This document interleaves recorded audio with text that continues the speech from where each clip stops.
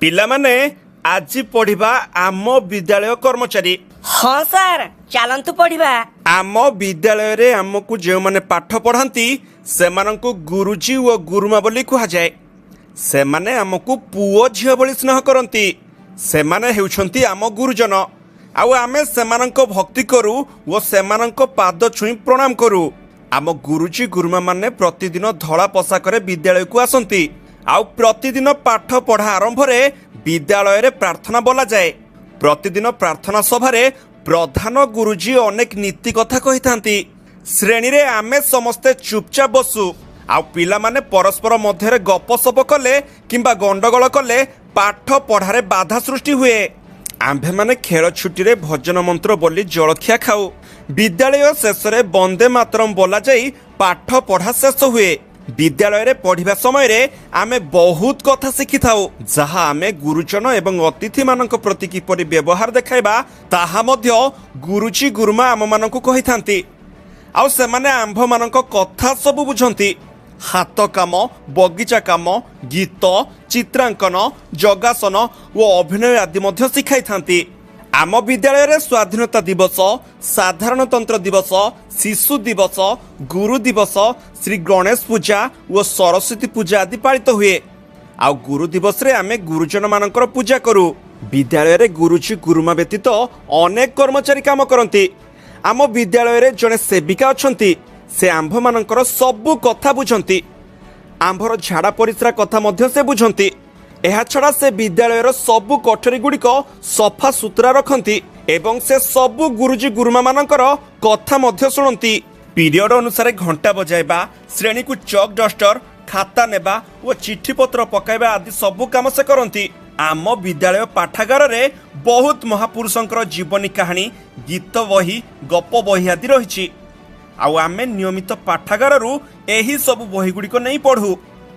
ଆମର ଜଣେ ଗୁରୁଜୀ ଏହି ପାଠାଗାରର ଦାୟିତ୍ୱରେ ରହିଛନ୍ତି। ପ୍ରତିବର୍ଷ ଭଲ ଭଲ ବହି ସେ ପାଠାଗାର ପାଇଁ କିଣନ୍ତି। ଅଫିସ କାମ କରିବା ପାଇଁ ଏବଂ ପ୍ରଧାନ ଗୁରୁଜୀଙ୍କୁ ହିସାବ ପତ୍ର କାମରେ ସାହାଯ୍ୟ କରିବା ପାଇଁ ଜଣେ କିରାଣୀ ଅଛନ୍ତି। ସେ ଆମର ଦରମା ଟଙ୍କା ପ୍ରତି ମାସ ସଂଗ୍ରହ କରନ୍ତି। ଏହାଛଡ଼ା ବିଦ୍ୟାଳୟରେ ଜଣେ ଜଗୁଆଳି ମଧ୍ୟ ଅଛନ୍ତି। ଦିନ ଓ ରାତି ସେ ବିଦ୍ୟାଳୟରେ ପହରା ଦିଅନ୍ତି। ତାହା ଛଡ଼ା ଆମ ବିଦ୍ୟାଳୟରେ ମାଳିକୁ ସମସ୍ତେ ଭଲ ପାଆନ୍ତି। ସେ ବଗିଚାରେ ରହିଥିବା ସବୁ ଗଛପତ୍ରର ଯତ୍ନ ନିଅନ୍ତି। ତେବେ ପିଲାମାନେ, ବହି ପଢ଼ା ତ ସରିଲା, ଏବେ ପ୍ରଶ୍ନପତ୍ରର ଆଲୋଚନା କରିବା। କହିଲ ଦେଖି ପିଲେ, ପ୍ରତିଦିନ ପ୍ରାର୍ଥନା ସଭାରେ ତୁମକୁ କିଏ ନୀତି କଥା କହନ୍ତି? सर प्रतिदिन प्रार्थना सभारे प्रधान गुरुजी अनेक नीति कथा कहती। ପ୍ରତିଦିନ ପାଠ ପଢ଼ା ଆରମ୍ଭରେ କ'ଣ ହୁଏ? प्रतिदिन पाठ पढ़ा आरंभ रे विद्यालय रे प्रार्थना बोला जाए। କ'ଣ କଲେ ପାଠ ପଢ଼ାରେ ବାଧା ସୃଷ୍ଟି ହୁଏ? सार श्रेणी रे पाठ पढ़ाइबा समय रे पिला माने परस्पर मध्यरे गप कले किंबा गंडगोल कले पाठ पढ़ारे बाधा सृष्टि हुए। ଖେଳ ଛୁଟିରେ ପିଲାମାନେ କ'ଣ ବୋଲି ଜଳଖିଆ ଖାଇଥାନ୍ତି? खेल छुट्टी रे पिला माने भजन मंत्र बोली जलखिया खाई थांती। ଅତିଥିମାନଙ୍କୁ ଆମ୍ଭେ କିପରି ବ୍ୟବହାର ଦେଖାଇବା ଉଚିତ? सार अतिथि माननकु आमे भक्ति करिबा ओ सेमानक पाद छुई प्रणाम करिबा उचित। କେଉଁ ଦିନ ଆମେ ଗୁରୁଜନମାନଙ୍କୁ ପୂଜା କରୁ?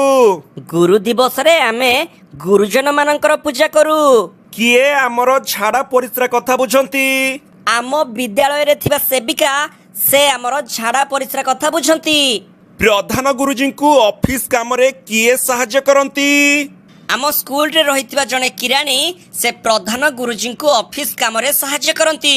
କିଏ ବିଦ୍ୟାଳୟରେ ଥିବା ବଗିଚାର ଯତ୍ନ ନିଅନ୍ତି? माली विद्यालय बगीचा रे थिबा गछ पत्रर सब जत्न नियंती। ପାଠାଗାରରୁ ତୁମେ କି ବହି ନେଇ ପାଠ ପଢ଼? सर पाठागार रु आमे बहुत महापुरुषंक जीवनी कहानी, गीत बही व गप बही आदि नहीं पाठ पढ़ू। କହିଲ ଦେଖି ପିଲେ, ତୁମ ବିଦ୍ୟାଳୟକୁ ଦିନ ରାତି କିଏ ଜଗି ରହିଥାନ୍ତି? सार आम विद्यालय रे जणे जगुआली अछंती। से दिन ओ राति विद्यालय रे पहरा दियंती बा जगी रही थांती। ଶେଷ ପ୍ରଶ୍ନ, ତୁମ ବିଦ୍ୟାଳୟରେ କି ପୂଜା ପାଳିତ ହୁଏ? सार आम विद्यालय रे श्री गणेश पूजा व सरस्वती पूजा पालित हुए। ହଉ ପିଲେ, ଆଜି ତ ଏ ପାଠ ପଢ଼ା ସରିଲା। ପୁଣି ଆସନ୍ତା ଅଧ୍ୟାୟରେ ଆଉ ଏକ ନୂଆ ପାଠ ପଢ଼ିବା। ହଁ ଦର୍ଶକ ବନ୍ଧୁ, ଆପଣମାନଙ୍କର ପିଲାମାନେ ଯଦି ସ୍କୁଲରେ ପାଠ ପଢ଼ୁଥାନ୍ତି ତେବେ ଆମ ଚ୍ୟାନେଲକୁ ସବସ୍କ୍ରାଇବ୍, ଲାଇକ୍, କମେଣ୍ଟ, ସେୟାର କରନ୍ତୁ। ଆଉ ପ୍ରତ୍ୟେକ ଦିନ ଆମ ଚ୍ୟାନେଲରେ ନୂଆ ନୂଆ ପାଠ ପଢ଼ା ସବୁ ଦେଖନ୍ତୁ। ରହିଲୁ, ନମସ୍କାର। ପୁଣି ଦେଖା ହେବ ନୂତନ ଅଧ୍ୟାୟରେ।